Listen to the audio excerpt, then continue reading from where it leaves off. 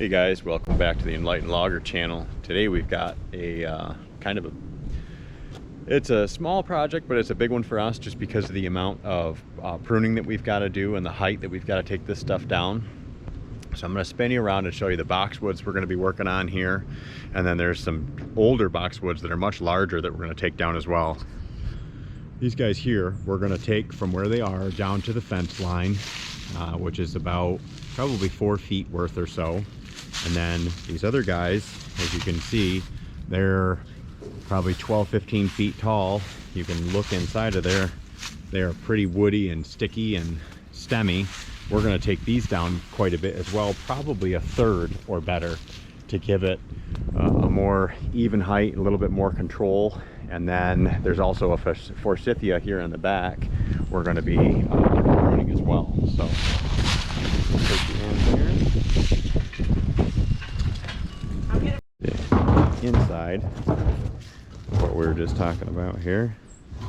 So like I said, we're going to take these down by about a third or so. We're going to try and leave them somewhat natural as much as we can, and give them a more evened out height. And then we're going to get in here and do some structural pruning as well, because as you can see, they're really thick, really dense. We want to open them up some. So we are going to get to work here and show you guys the progress as we go.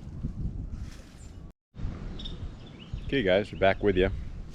Just going to show you a quick shot of what we've done thus far. So we took these first boxwoods right down to about the fence level.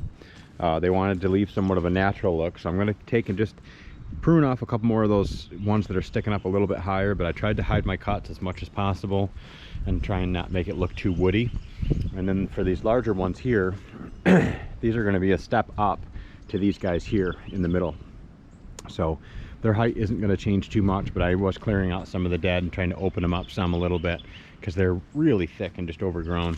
These guys here, as you can see, I took the top out of and I'm going to continue doing the same, but I'm going to leave the other upward branches to help hide my cuts and make it a more fluid look. So I'm going to get up in those and take the rest of those down, and then we'll knock over here and open those guys up a little bit before we get back to the forsythia. Guys, so here's the finished product. You can see the cleanup got underneath. We ended up raising up the canopy a little bit on some of these just to get them up off the ground.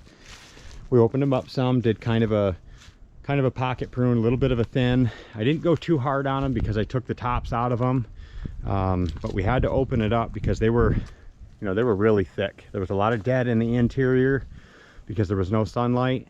So you could see, like I said, we normally don't like to take the tops out of them, but once something gets this big, sometimes you don't have a choice. So we cleaned all those up, cleaned up around here. You can see, you really take a lot of pride. I'll tell you what, this is a proud dad moment because my 2 girls worked with me today and they absolutely kicked butt. They did all the cleanup. I was putting the material on the ground and they did everything else. So again, proud dad moment. This is the forsythia. Took this down quite a bit, probably 15-18 inches on some parts, 12 to 15 in others. You can see it's pretty woody, pretty stemmy, but we wanted to knock it back a little bit. That way we can help get it under control. We could do a prune on this maybe this spring after they bloom, then put it back into good shape. So that's it for today. Appreciate you guys stopping by. Like, share, subscribe, help us grow the channel, grow the reach, and happy Thanksgiving, guys. Have a great day.